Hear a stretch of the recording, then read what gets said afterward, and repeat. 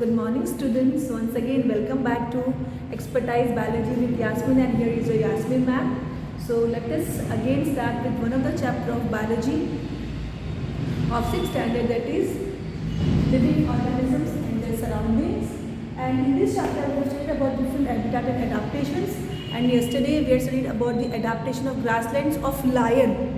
So there are different types of animals of the grassland area, that is tropical savanna. Yesterday we had seen about the adaptations of lion. Now today we are going to study about the adaptations. What are the adaptations, the adjustments that are shown by the animals like deer, bison, those who are surviving there. Okay. Now let's proceed, children. Now adaptations for grassland habitat, animal life. Today we are going to study about deer. Yesterday we had done about the lions.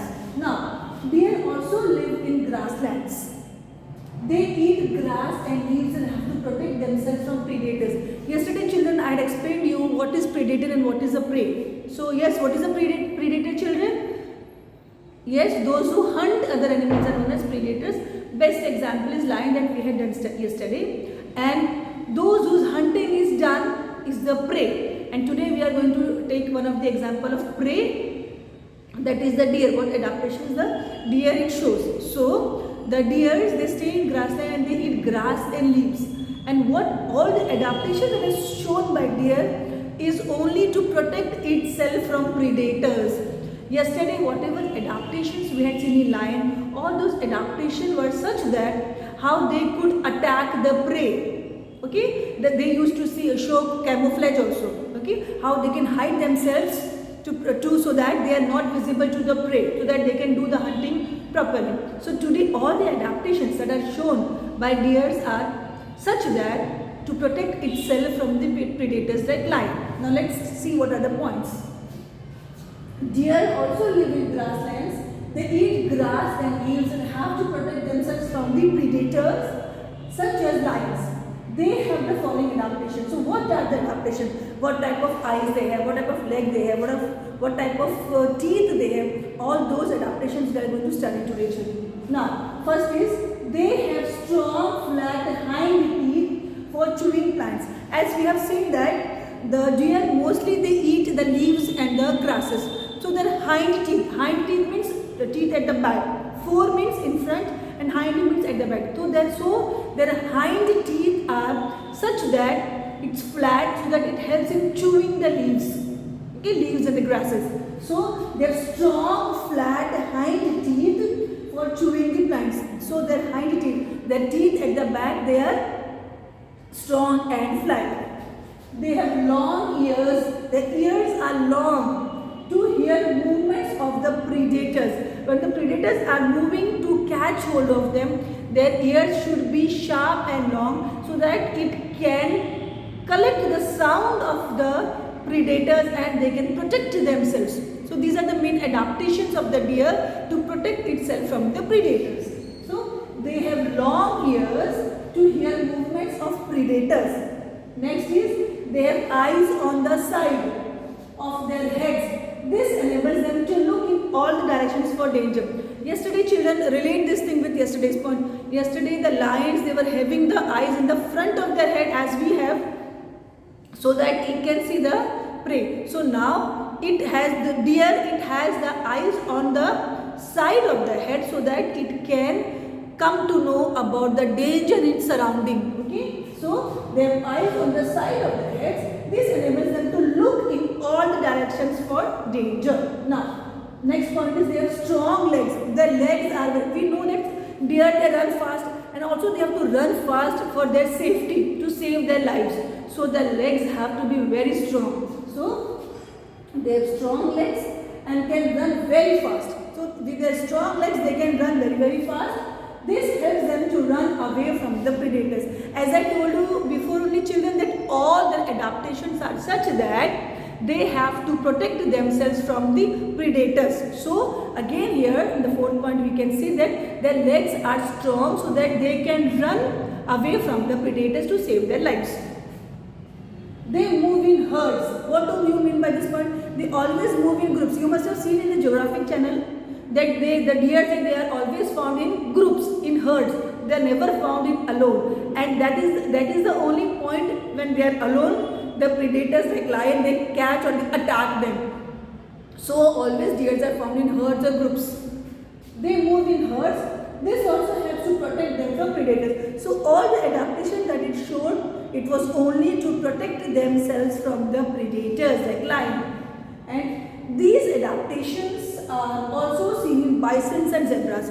Bisons and zebras are the animals that are found in the grasslands as we see lion and tiger. So the same are the adaptations about their eyes, about their legs, about their teeth. All these adaptations are there in same in zebra and bison also, and same way these adaptations are mainly for protection from the predators, children. So what are the different types of questions that would be asked from this part, children? That for the adaptations from grassland habitat, what are the adaptations in deer? Or what are the adaptations in lion? Okay, so what are the difference between the adaptations of lion and deer? Okay, and why the lions have strong flat hind teeth, why they have long ears, why they have eyes on the side, why the deers they have strong legs, or why they always move in herds. Okay, what are the examples of give few of the examples of animals in the grasslands. These types of questions could be asked from this part, or give the what are the adaptations that deer shows, or what are the adaptations that bison shows or zebra shows. These are the expected questions from this part.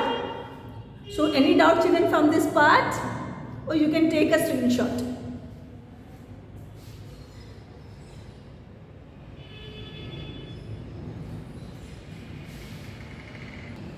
So in the terrestrial habitat, children, we have studied about the desert habitat adaptation, then we have studied about the grassland habitat adaptation, then we have studied about the polar and the mountainous adaptation, and now last that we are going to study to deal today is the adaptations for tropical rainforest.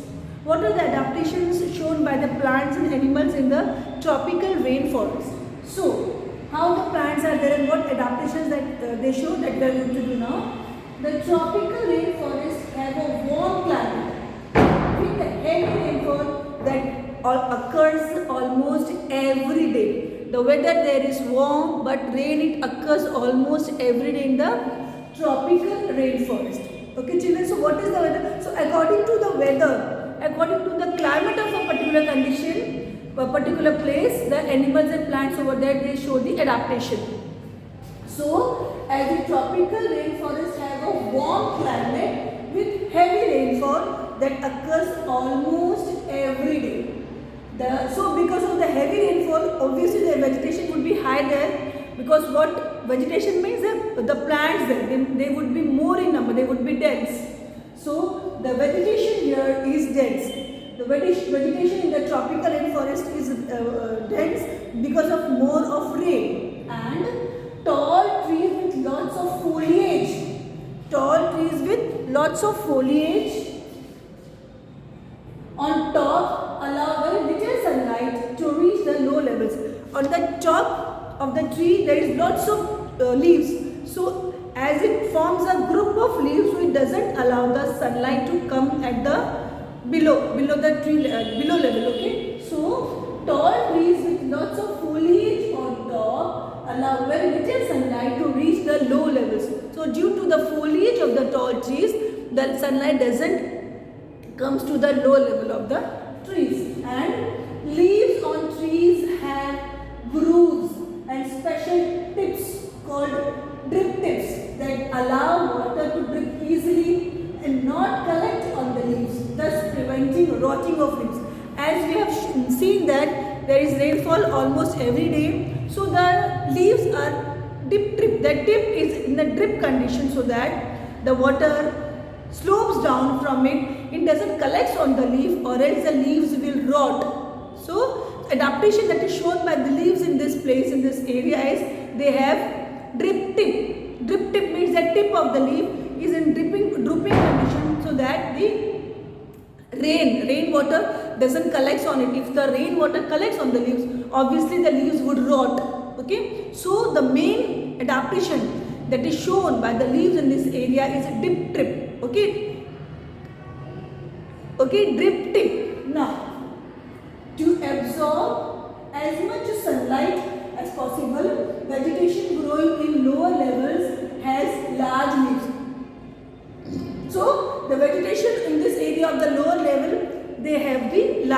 what are the adaptations of, so what type of question would be asked from that part, from this part, that what are the adaptations of the plants in the tropical rainforest, why they have drip tip leaves, okay, why vegetation is dense there, okay, what is the weather there, why the trees they allow a little sunlight to reach the low level. These would be the types of questions that would be asked from this portion. Any doubt from this portion, children? Okay, very good. I think you must have understood everything. Now take a screenshot if you want.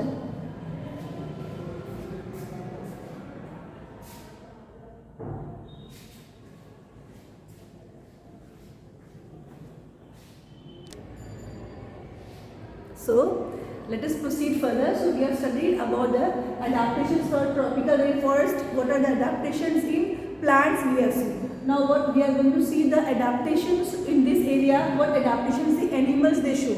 Okay. Now first is many species of animal life are found in the rainforest. So as I told you before, as there is dense rainfall, so vegetation is dense and the variety of animals are found in this area. You will get all the wild animals you will get the rhinoceros, you will get the elephants, tiger, lion, etc. monkeys. Okay. Now, so many species of animal life are found in the rainforest. Examples are lions, leopards, rhinoceros, elephants, etc. Okay. So as more rain, so more of tree and more of varieties, more diversity we can see here. Now, many of them are adapted to living on trees. Example, monkeys have strong arms to swing from tree to tree. As there are more of the trees here, so animals are adapted to stay on the trees. Especially the monkeys, they have strong arms to swing or to jump from one tree to tree. See, if it is told to us to jump from one tree to tree, it will be difficult for us because our arms are not so strong. But children, the trees, their main work, you must be knowing that they enjoy jumping. Okay, so if you are also jumping, say why you are doing like monkeys. So their main character is to jump. So for jumping, their adaptation that is shown by their body is their arms are very strong so that they can jump from one tree to the other, from one branch to the other branch of the other tree. Okay, so many of them are adapted to live on trees. Example, monkeys have strong arms to swing from tree to tree. Many rainforest animals use camouflage to escape from enemies. See, we have seen about camouflage. Camouflage is to adjust the body color in such a way that it matches with the surrounding. First is also to protect themselves from the predator and to attack to the prey. Okay, so many rainforest animals use camouflage to escape from enemies, to escape from the predators. Example, it is very difficult to tell a stick insect from a stick.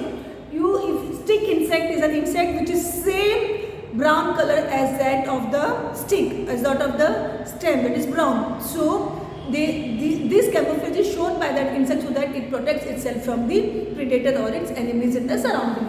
Now, camouflage is also useful for predators to catch prey that has not seen them. For example, tiger with their orange coats with stripes. See, we have studied before that lions also they show camouflage so that it matches with the color of the brown color of the grass, dry grass, so that it can slowly go and attack the prey. Same way, the tiger body also shows the camouflage on which the orange coat of its body is colored with the black stripes so that it matches with the surrounding, so that slowly it can go and attack its prey. Now, so camouflage is also useful for predators to catch prey that has not seen them. For example, tiger with their orange coats with stripes. Okay, children. Now next, some animals have become very specialized in their eating habits. For example, parrots and toucans, they eat nuts and have strong curved beaks to crack open the tough shells. They live in holes in trees. See, as there are more trees, so more of birds. So many of the these birds, they also show some adaptation as they are growing in the forest, as they stay on the trees, so they have to eat nuts. The birds like parrots and toucans, which is specified in your book. So these, what adaptation is shown by them? Their beak is curved and very strong and tough, so that it can easily break the nuts. As their main food is eating nuts, so their beak is curved and strong, so that it can easily break the tough shells of the nuts. And they stay in the trees, making holes in the trees. So some animals, they have become very specialized in their eating habits. For example, parrots and toucans, they eat nuts and strong curved beaks to crack open the tough shells. They live in holes in trees. Yes, children. So these were the adaptations shown by the different animals of the tropical rainforest area. So the types of questions that would be asked here. So what are the adaptations of rhinoceros? So again you would write this. What are the adaptations of elephant? What are the adaptations of the animals in general, the animals in the tropical rainforest? Okay. So what adaptation the parrots and toucans show, or why the parrots and toucans, they have the curved beaks? Okay. Or why the monkeys, they have the strong arms? Okay.